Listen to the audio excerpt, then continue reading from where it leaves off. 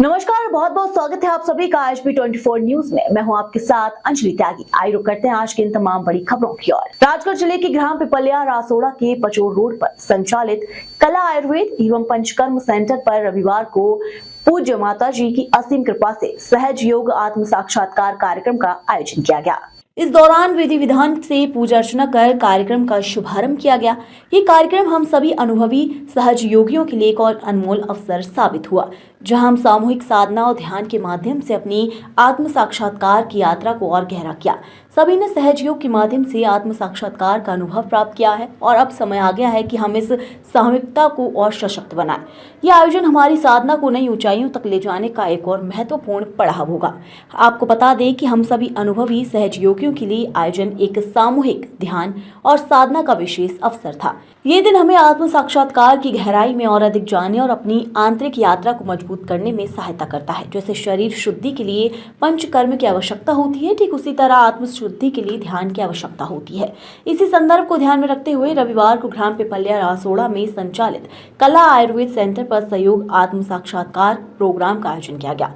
परम पूज्य माता जी की असीम कृपा से इस कार्यक्रम में ध्यान वंदन हेतु बहुत से सहज योग को करने वाले और ध्यान प्रेमी एकत्र हुए।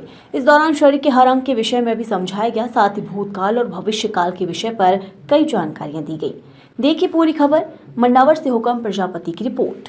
जाना था वो आज हमने जाना। हमें ऐसा लगता है कि मतलब अपने लिए जीना चाहिए। सब संसार में सब फंसे हुए हैं और कुछ भी नहीं है, तो थोड़ा समय अपने लिए निकालें और थोड़े भले 10 मिनट का ध्यान करें। इससे मतलब मन को शांति मिलती है और बहुत अच्छा लगता है और हमारे उत्थान के लिए बहुत आवश्यक है। सहस्त्रार खोला था माँ ने, और सहस्त्रार खोल के पूरे सभी लोगों को ये बताया था कि सहस्त्रार से ध्यान के मार्ग में जुड़ना और सहज योग में जितनी भी आत्म अवलोकन होता है और आखिरी अवतरण है माता जी का ये। इसके बाद कोई अवतरण नहीं हुआ कलयुग में, ये आखिरी अवतरण है। ये ही समझाने आया है, यही सब बताएगा, यही पार लगाएगा। इसके अलावा अब कोई भगवान कल की आएंगे जब भी आएंगे। इसलिए क्या संदेश है, इसका महत्व क्या है?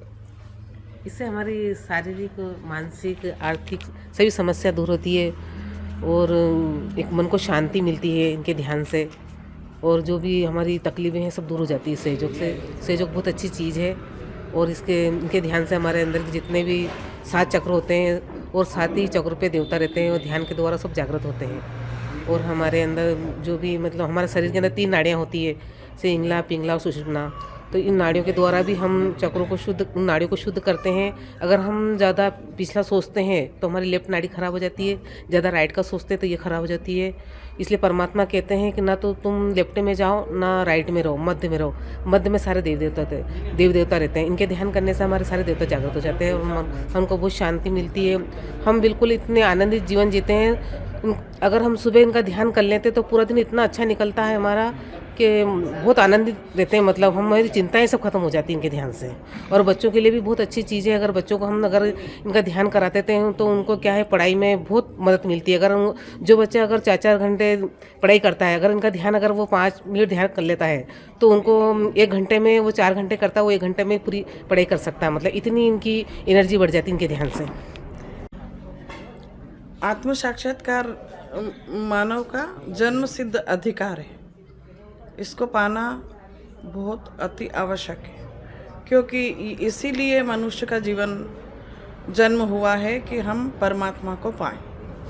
तो ये सहयोग के माध्यम से ही संभव हुआ।